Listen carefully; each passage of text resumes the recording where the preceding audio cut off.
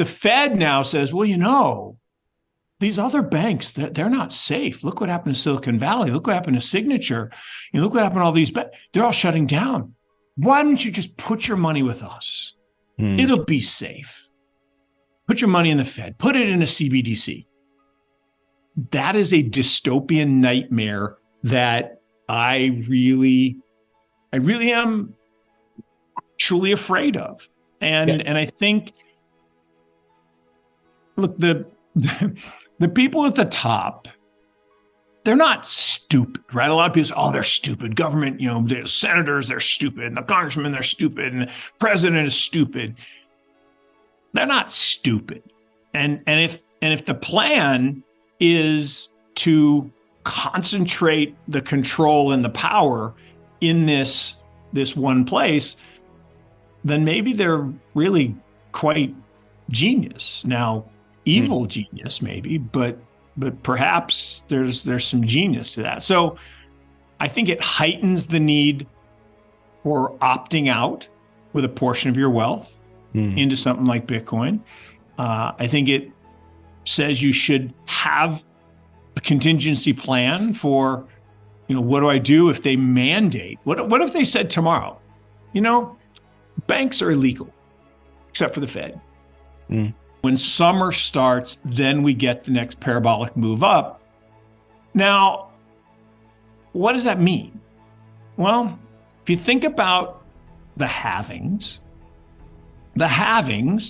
have been interesting in the sense that each halving has added a zero, meaning it 10 times the market cap of Bitcoin. So the first halving 10 to 100, then 100 to 1,000, then 1,000 to 10,000, and then the next one will be 100,000. But Mark, we went to 69,000, right? But that doesn't mean the value went to 69,000. That means that human beings priced a small amount for about 11 nanoseconds at 69,000 because people do get stupid, right? They lever up, and then you had all the demand from the ETF, and you had Saylor buying it. So yeah, we got to stupid levels, and then we crashed. Now we crashed 74% this time instead of 84%. That was kind of cool. So we had 84, 84, now 74. So that's actually a good thing because it means we're making higher lows. And so 100,000 to me is the next fair value.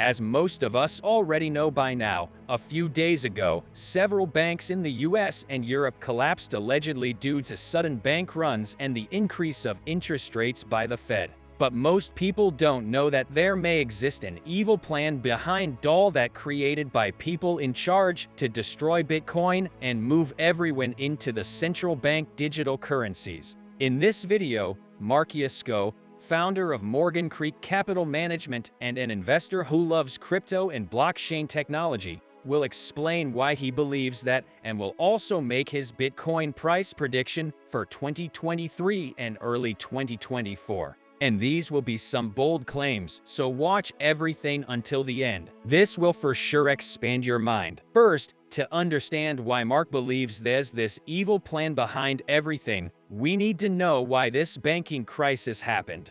If you write the word crisis in Chinese, it's actually two characters, Wei Ji, and Wei means danger, Ji means opportunity. So yes, there's certainly a crisis, but in every crisis, you have the danger part, and we can talk about what that is in terms of the damage to the banking system and the collateral system. But there's also opportunity. And I think the opportunity here is quite robust. And I think we're seeing it particularly in Bitcoin, which despite a banking crisis and bank stocks collapsing as much as 100% in some cases, Bitcoin went up 30%. So wait, what gives? Store of value, flight to safety.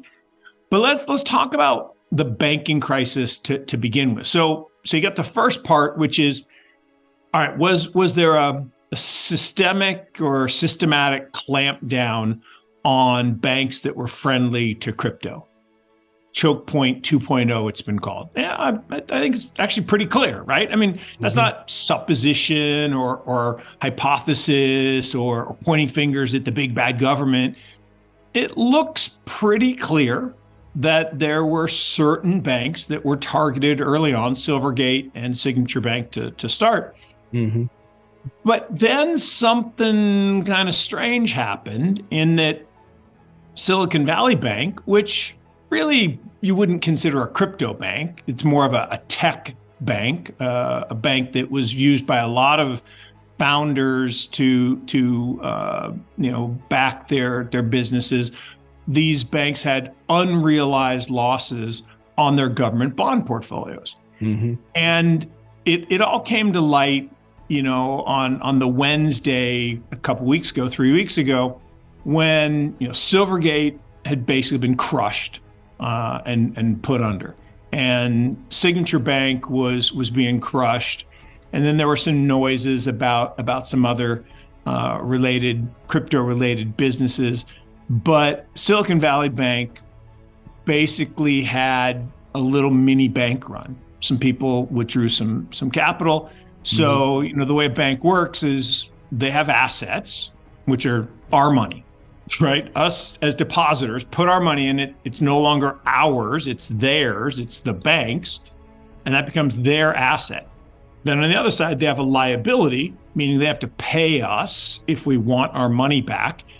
And then the difference between the asset value and the liabilities is the equity of the bank.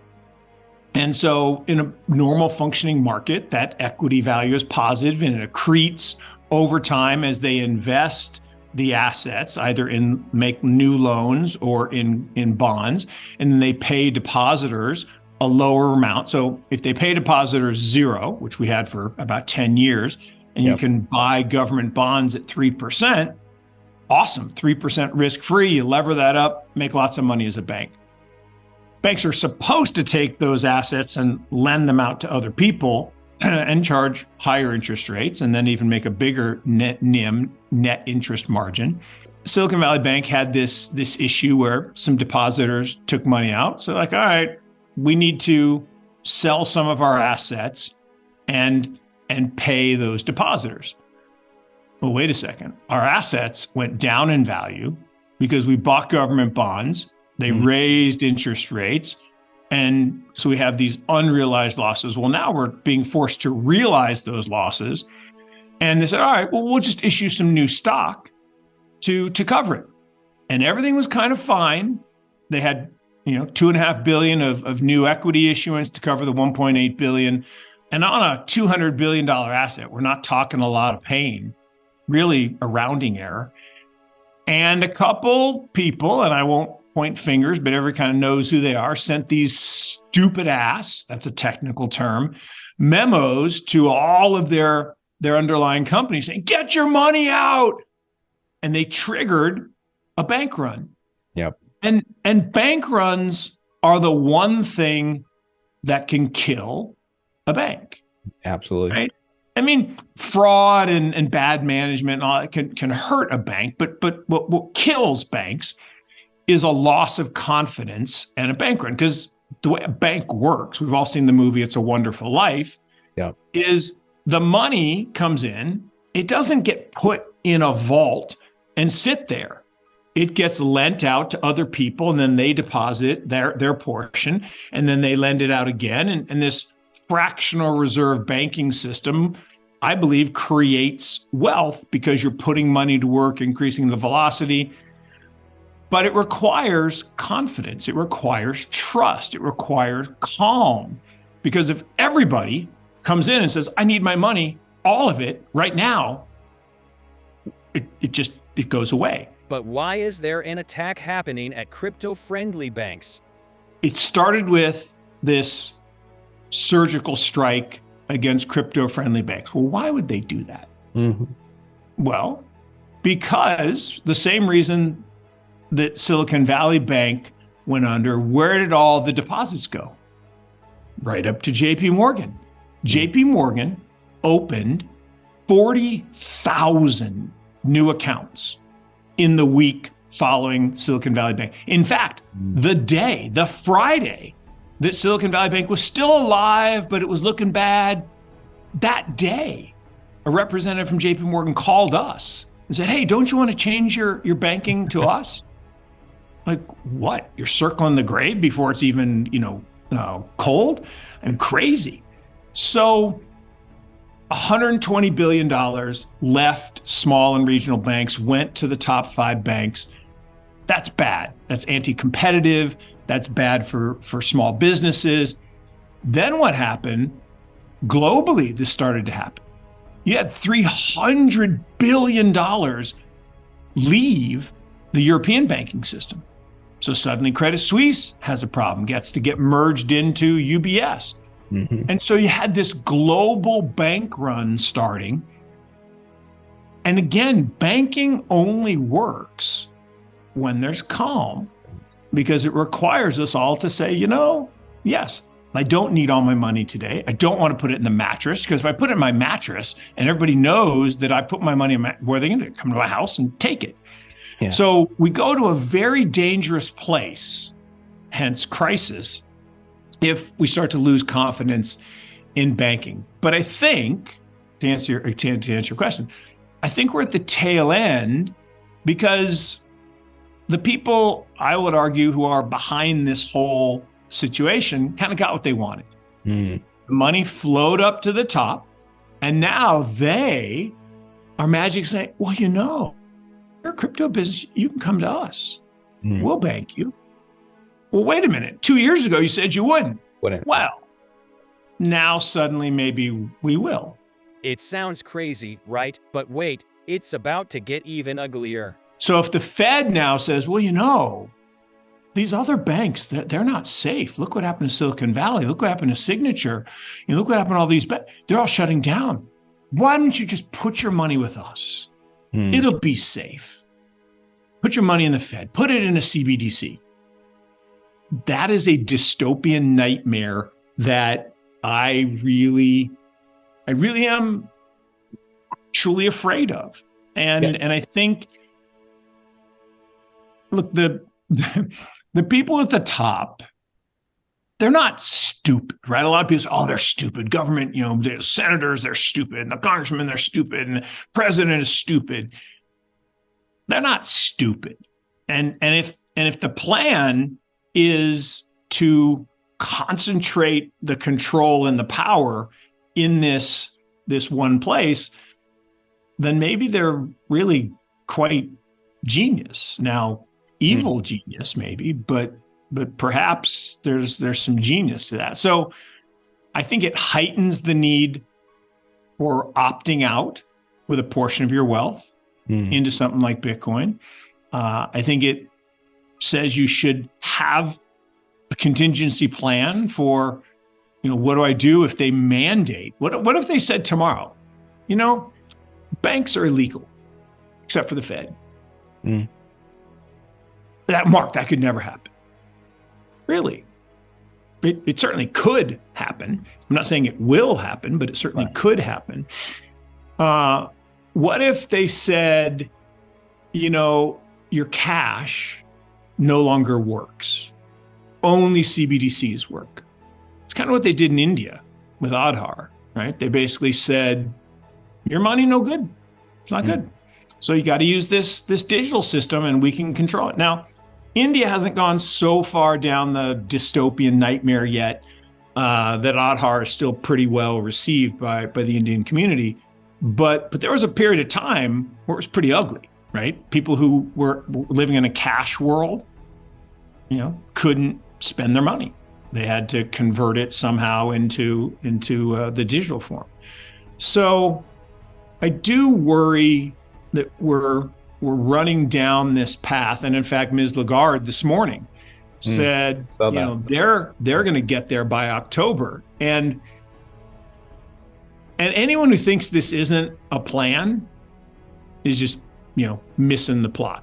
This is absolutely a plan. This is absolutely a response. Now think about this. This is 14 years in the making, right? Bitcoin was created 14 years ago. The first 5-6 years, it was like, first they ignore you. A bunch of nerds and geeks playing with their magic internet money. I don't even know how it works. I don't care. Well, then they laugh at you. So 2016 to 21, it's like, ha, ha, ha, a bunch of nerds and geeks, a couple $1 billion, whatever. Well, then they fight you. So we're in the then they fight you phase. And the then they fight you phase kind of started a year plus ago, working on this construct of how to fight back against a true decentralized system for a while. And I think the fight is about to get ugly, honestly. With this in mind, knowing that people in power want to promote CBDCs and keep them in control, what will happen to Bitcoin from now on? Can it still fight these evil forces? What are Mark's predictions? I stink at short-term price predictions, and therefore, I'm like any good economist. You're supposed to say what or when, never together. I look at TA all the time, and look, I believe in a bunch of stuff that people think I'm absolutely crazy, right? I believe in astrology for financial markets, and here's a stat that you won't believe. If you simply bought stocks on every new moon and sold on every full moon. So you basically held money in equities half the time and cash half the time, every 2 weeks. Over the last 100 years, you'd have 1,400 times more money. Not 1,400%, 1,400 times more money. People say that's voodoo, that's bullshit. Like, no, it's human. Humans, and people are going to say, Mark, you are absolutely out of your mind. Humans are 70% water, okay? The tides are moved by the moon and the stars and planetary alignment. It makes sense that human moods, and I can verify this actually with a fact. So I thought I wanted to be a doctor growing up and went to school and studied biology and chemistry, which I think are the best training for investments, actually. So I lucked out and worked in the emergency department because that's what kind of doc I wanted to be. And on full moon day, the 3-day period around full moons, we'd have 10 times more patients in the ED because people do stupid stuff. They literally do stupid stuff. And the same thing happens in markets. So the bottom line is technical analysis, like 200-day moving average, nothing good happens below the 200-day moving average, ever. And surprises in any asset occur in the direction of where you are relative to the 200-day. So when you're below the 200-day, all the surprises are negative. When you're above the 200-day, all the surprises are positive. And that's partly narrative, that's partly momentum, but it's just the way it is. Because price reflects all of the information in the marketplace. And it's usually pretty good at it. So if you think about where Bitcoin is today, I made the case that June 15th last year was the end of crypto winter. Right? Okay. That was the end of crypto winter, and we entered crypto spring. Now, crypto spring doesn't mean straight up. Crypto spring actually means flat-ish for the 15-month period between crypto winter and crypto summer. Usually the market's pretty flat with a slight upward bias. And that's kind of what we had. I think we made the low on June 15th last year of like 17,800. And today we're at, 23,000 or whatever. And so that's a slight upward bias. Now everybody says, oh, but what about we hit 15,000? Yeah, we had Hurricane Sam. We had freaking idiot Sam Bankman-Fried and Caroline blow up the trust in the system for a few weeks and cause a lot of pain and a lot of liquidations of levered trading accounts.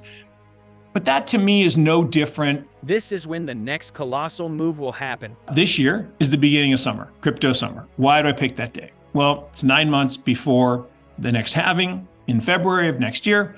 And that's usually the way it works. Whether it's May 9th or May 15th, it doesn't really matter. But I'm picking May 9th because I like that day. And I will argue that when summer starts, then we get the next parabolic move up. Now, what does that mean? Well, if you think about the halvings have been interesting in the sense that each halving has added a zero, meaning it 10 times the market cap of Bitcoin. So the first halving 10 to 100, then 100 to 1,000, then 1,000 to 10,000, and then the next one will be 100,000. But Mark, we went to 69,000, right? But that doesn't mean the value went to 69,000. That means that human beings priced a small amount for about 11 nanoseconds at 69,000 because people do get stupid, right? They lever up, and then you had all the demand from the ETF, and you had Saylor buying it. So yeah, we got to stupid levels, and then we crashed. Now we crashed 74% this time instead of 84%. That was kind of cool. So we had 84, 84, now 74. So that's actually a good thing because it means we're making higher lows.